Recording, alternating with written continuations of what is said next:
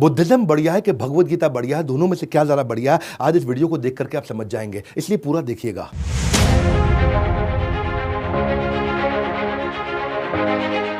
कुछ सवालों को ध्यान से सुनिएगा। अगर भगवान ने हमें बनाया है तो वो हमें इतना दुख क्यों देते हैं? अगर उसी भगवान ने हम सबको बनाया है तो आपस में इतनी नफरत क्यों है? मैं तो एक अच्छा इंसान हूं, अच्छे लोगों के साथ बुरा क्यों होता है? एक दिन सबने संसार छोड़ के जाना है, तो किसी के जाने से फिर मुझे दुख क्यों होता है? ये सारे सवाल आज से 2500 साल पहले, अगर एग्जैक्ट कहूं तो 2600 साल पहले एक इंसान के मन में आए थे, जिनका जवाब ढूंढने के लिए उसने रातों रात अपना महल छोड़ दिया था। नमस्कार, विवेक बिंद्रा बोल रहा हूं, फाउंडर एंड सीईओ बड़ा बिजनेस.com। खड़ा होके आ गया हूं एक के बाद एक, हर संडे को सुबह 8 बजे पावरफुल केस स्टडी लेके आ रहा हूं। और आज बात करेंगे श्री गौतम बुद्ध की, द फाउंडर ऑफ बुद्धिज्म। जिस समय गौतम बुद्ध बैठ करके मेडिटेशन करते थे, उस समय खूंखार से खूंखार जानवर, शेर, हाथी, चीता, हिरण आप आसपास आकर के बैठ जाते थे। वहीं जिराफ, जेब्रा, मंकी, वुल्फ, जो भी जानवर हो वो आकर के बैठ जाते उनके मेडिटेशन के आसपास। ना उनको हार्म पहुंचाते थे, ना आपस में लड़ते थे खतरनाक पशु भी।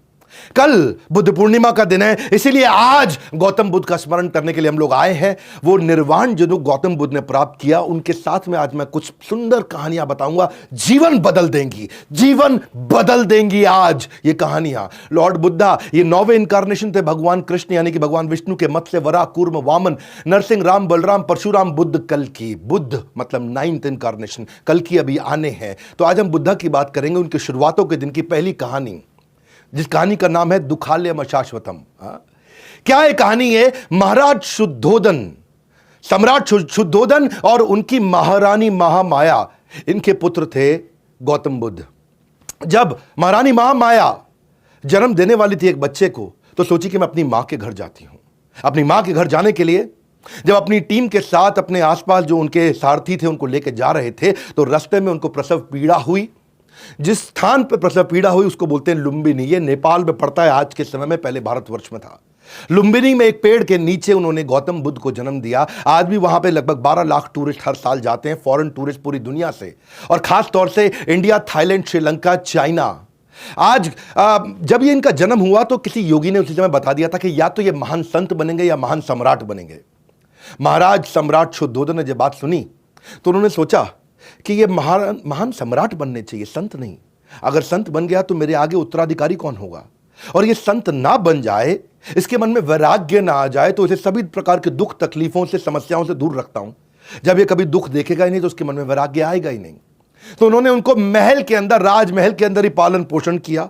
बहुत सुंदर अप्सरा जैसी खूबसूरत एक देवी के साथ उनका विवाह भी कर दिया। 19 साल की उम्र में उनका विवाह हो गया और ये कभी राजमहल से बाहर निकले नहीं। सारी सुख सुविधा, सारे फूड, क्लोथिंग, प्लेजर वहीं इनको मिल जाते थे। गौतम बुद्ध अभी घर पे सब ठीक चल रहा था, तो एक समय आया जब इनके पिता को कहीं ट्रैवल पर निकलना था। उस दिन अचानक ये भी अपनी कुछ टीम को बोले कि मुझको लेकर के शहर घुमा के लाओ। जब इनको शहर घुमाने लेके गए तो रास्ते में ये हैरान हो गए टूर में देख करके, एक आदमी अजीब सा बैठा हुआ। इन्होंने पूछा सारथी से, ये कौन है? बोला ये बूढ़ा आदमी है। बोला क्या हुआ, इसको देख के अजीब सा लग रहा है? बोले ये बूढ़ा आदमी है, हर इंसान को बूढ़ा होना है, एक दिन हर व्यक्ति बूढ़ा हो जाएगा। इनका रियलाइजेशन हुआ कि एक दिन मैं भी बूढ़ा हो जाऊंगा। आगे गए तो उन्होंने देखा कि एक आदमी करहा रहा है, सड़क पर लेटा हुआ है। उन्होंने पूछा क्या हुआ? बोले ये बीमार है। बोले बीमार क्या होता है? बोले बीमार, क्योंकि पहली बार निकले अपने राजमहल से बाहर, तो बोले बीमार मतलब जब बीमारी लग जाती है, हर आदमी को बीमारी लगेगी। उन्होंने पूछा मुझको भी लगेगी? बोला हाँ लगेगी। और आगे गए तो राम नाम सत्य है, इस प्रकार एक शव यात्रा जा रही थी। उन्होंने पूछा ये क्या हुआ? बोला किसी का देहांत हो गया है, इसकी मृत्यु हो गई है। उन्होंने बोला वो क्या होता है? बोला हर व्यक्ति का देहांत होता है, मृत्यु होती है। इन्होंने कहा क्या मेरी भी हो जाएगी? बोला आपकी भी होगी। उस दिन गौतम बुद्ध ने रियलाइज किया कि मैं यहां क्या कर रहा हूं, इन सब प्लेजर्स और नॉनसेंस में मैं कर क्या रहा हूं, मैं क्यों अपना समय बर्बाद कर रहा हूं? अगर हम सब ने जन्म, मृत्यु, जरा, व्याधि, ये चारों तकलीफें, यानी कि जन्म होना, उनकी डेथ होना, बीमारियां आना, बुढ़ापा आना, ये सबके साथ होगा। अगर तकलीफें, बुराइयां, परेशानियां सबके साथ आएंगी तो इसका मतलब क्या मैं यहां पे बैठ के आराम करता रहूं? यहां तो इसका अर्थ ये हुआ कि हमारे को जीवन मिला किसी हायर पर्पस के लिए। ये अपने आप को रोक नहीं पा रहे थे, छोड़ना चाहते थे, ये बाहर निकलना चाहते थे बहुत दिन से। वैसे तो योगी महात्मा ने पहले बता दिया था ये महान संत या महान सम्राट बनेंगे, तो उनके संत के लक्षण बाहर आने लगे। ये घर पे रह करके इनको स्ट्रगल होने लगा, ये पत्नी के साथ, इनको बच्चे के साथ में वो सुख नहीं मिल रहा था। ये इन सारे प्रश्नों का उत्तर ढूंढना चाहते थे, जो प्रश्न मैंने आपको बताए, जिसके लिए ये निकलना चाहते थे, नहीं निकल पा रहे थे। पर एक दिन रात को चोरी छिपे चोर की तरह चुपचाप उठे, पीछे मुड़ के नहीं देखे, निकल गए। पीछे मुड़ के नहीं देखे क्योंकि उनको मालूम था पीछे मुड़ूंगा तो मेरे पुत्र का प्रेम और मेरी पत्नी, धर्म पत्नी जिनसे बहुत प्रेम करते थे, वो उनको वापस खींच लेगा। ये चुपचाप निकल गए। और भगवत गीता की लेसन, वो लर्निंग यहां पे क्या उन्होंने एस्टैब्लिश किया, भोग ऐश्वर्य प्रसक्ता नाम तया भृत चेतसाम व्यवसायत्मिका बुद्धि समाधो न विधीयति। जिस व्यक्ति की फोकट बुद्धि नहीं है, समाधो न विधीयति, वो कभी भी समाधि में प्रवेश नहीं कर सकता। वो व्यक्ति जो भोग में और ऐश्वर्य में लगा है, तो उस दिन उन्होंने भोग और ऐश्वर्य त्याग दिया। इनका कहना था, भगवत गीता का 13वें अध्याय का 9वां श्लोक, जन्म मृत्यु जरा व्याधि दुख दोषानुदर्शनम अनुदर्शनम अनुदर्शनम। इन्होंने सारे दुखों को, उसका अनुदर्शन, उसका दर्शन किया, उसको समझा, उसको पहचाना कि इस जीवन के अंदर जन्म मृत्यु जरा व्याधि, ये बहुत बड़े बड़े दुख हैं। अब ये निकल पड़े अपनी आध्यात्मिकता की खोज की यात्रा में। कई महीने साल बीत गए। आपको एक कहानी सुनाता हूं। एक आउटकास्ट वुमेन, जिसको बोलते हैं अछूत साधारण समाज के अंदर, वो रास्ते में एक मटका लेकर के ठंडा शीतल जल चलते चली जा रही थी। धूप का दिन था, बहुत गर्मी थी। भगवान बुद्ध ने उसको रोका, कहा कि क्या तुम मुझे थोड़ा जल पिला सकती हो? बोली, ब्राह्मण मुझसे जल मत मांगिए, क्योंकि ये योर होलीनेस, मैं कंटैमिनेटेड हूं, मैं दूषित हूं। उन्होंने पूछा, बोल के दूषित कैसे हो? बोले, क्योंकि मैं आउटकास्ट हूं, मैं लो कास्ट हूं, मैं नीची जाति की हूं। इन्होंने कहा, मैंने पानी मांगा है, तुम्हारी जाति को नहीं मांगा है, जाति नहीं पूछी तुम्हारी। वो बोले, हे ब्राह्मण, लेकिन मैं तो आउटकास्ट हूं। तो वहीं गौतम बुद्ध ने जवाब दिया, वो इंसान जो खुंदक खाता है, गुस्सा खाता है, लालची है, ईर्ष्या रखता है, द्वेष रखता है, बेशर्म है, जिसमें बुराइयां हैं, बेईमान है, पाखंडी है, वो नीची जाति का है। जाति जिसमें जन्म हुआ वो डिफाइन नहीं करती। और यही lesson Buddhism and Bhagavad Gita आज जो बात कर रहे हैं, चातुर्वर्ण्यम मया सृष्टम गुण कर्म विभागश, गुण कर्म विभागश, कि जो वर्ण है आपका वो गुण और कर्म पे विभाजित है। आपके क्या गुण आप डिस्प्ले कर रहे हैं और कैसे कर्म है आपके, ये जन्म विभागश नहीं है, ये गुण कर्म विभागश। तो गौतम बुद्ध ने क्या कहा, मनुष्य जन्म से नहीं बल्कि कर्म से शूद्र या ब्राह्मण होता है। कोई भी मनुष्य अपने कर्मों से महान बनता है, अपने जन्म से महान नहीं बनता है। दोबारा याद दिलाया तो सारे के सारे धर्मों में इतना कुछ सीखने के लिए है। और बुद्धिज्म और भगवत गीता दोनों न केवल पैरेलल हैं बल्कि सीक्वेंशियल भी हैं और पैरेलल भी है, इंटरवोवन है। दोनों में एक जैसी सुंदर से सुंदर शिक्षाएं हैं। इसलिए मैं दोनों का सामंजस्य आपको इस वीडियो में पूरा बताऊंगा। तीसरी कहानी, ये एक देवी जी के घर पे कुछ भोजन करने गए, उनसे भिक्षा ग्रहण करने गए। वो उनकी शिष्या थी। और जब वहां पे कुछ नौकरानी आकर के कुछ खाना परोस रही थी, भोजन परोस रही थी, तो वो एक नौकरानी से बड़ा बर्तन भोजन का नीचे गिर गया। भोजन फैल भी गया, नीचे गिर गया। और उसने मालकिन की तरफ देखा, मालकिन मुस्कुराई, बोली कोई बात नहीं, दूसरा बर्तन ले आओ। तो ये परेशान हो गई, बोली मेरी मालकिन ने मुझे कुछ डांटा नहीं, मुझ पे चिल्लाया नहीं, शोर नहीं किया। हाँ, पिछले मालिक ने तो मेरा बुरा हाल कर दिया था, ये कैसी मालकिन है, इसके अंदर इतना प्रेम, इतनी करुणा कैसे, इतनी जल्दी माफ कर दिया। तो गौतम बुद्ध जब चले गए तब उन्होंने अपनी मालकिन से पूछा कि आपको गुस्सा क्यों नहीं आया मेरे ऊपर? तो मालकिन प्रेम से मुस्कुरा के बोली, अपने ब्लाउज से एक साइड से एक कागज निकाला और चिट्ठी दिखाई।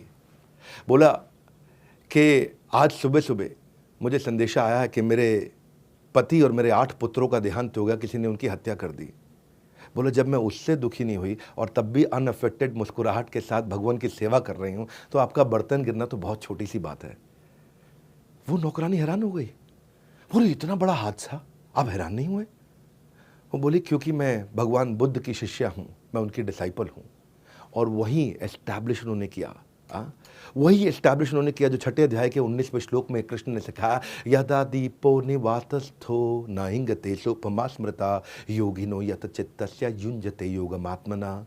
जैसे दीपक, जैसे दिया, एक विंडलेस मतलब जहाँ हवा नहीं है, निवात, जहाँ वात यानी वायु नहीं है, वहाँ आराम से टिक के जलता रहता है। वो दिया ऐसा हिलता नहीं है, वेवर नहीं करता, हाँ, आराम से जलता रहता है। उसी प्रकार योगी का भी चित्त इसी प्रकार स्टेबल रहता है।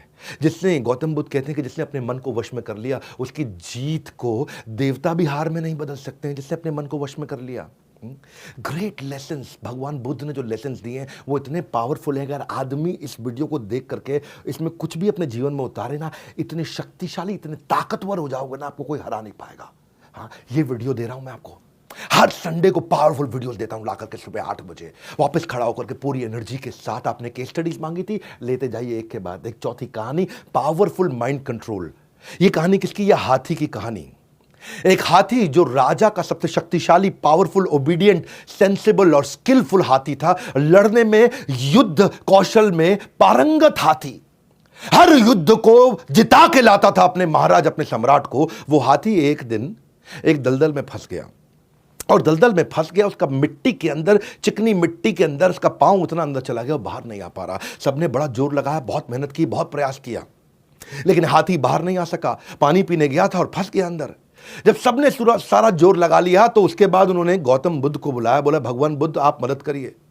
भगवान बुद्ध ने आसपास देखा और एक बोला छोटा सा काम करो, सब लोग जाओ और युद्ध के नगाड़ों को लेकर के आओ, और युद्ध के नगाड़े ढा ढा ढा ढा ढा ढा ढा ढा ढा ढा जोर से बजाओ। और युद्ध के नगाड़े बहुत तेज बजाए जाने लगे। लोग हैरान थे, यार ये क्या आंसर हुआ, लेकिन बोले जो मैं कह रहा हूं वो करिए। युद्ध के नगाड़े जब तेजी से बजाए तो हाथी अचानक हिला, बहुत तेज उसने गर्दन हिलाई और शोर मचाया, सूंड ऊपर उठाई, एक पांव निकाला, दूसरा पांव निकाला, हाथी बाहर निकल आया। तो लोग हैरान हो गए, बोले ये हाथी जिसको निकालने के लिए सबने जोर लगा दिया, युद्ध के नगाड़े सुनते ही बाहर आ गया।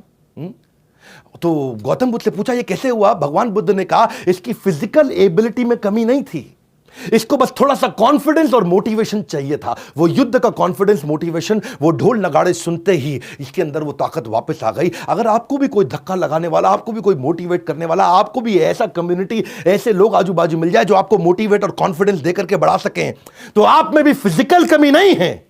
अर्जुन के अंदर भी फिजिकल कमी नहीं थी, मेंटल कमी थी, जो कृष्ण ने उनको देकर के मोटिवेट किया। ऐसे लोगों के आसपास अपने आप को सराउंड कर लो। कृष्ण क्या कहते हैं? क्लैब्यम मास्म गमा पार्था नैतत्व उपपद्यते शूद्रम हृदय दौर्बल्यम त्यक्त्वा उत्तिष्ठ परंतप। खड़ा हो जाओ अर्जुन, उत्तिष्ठ।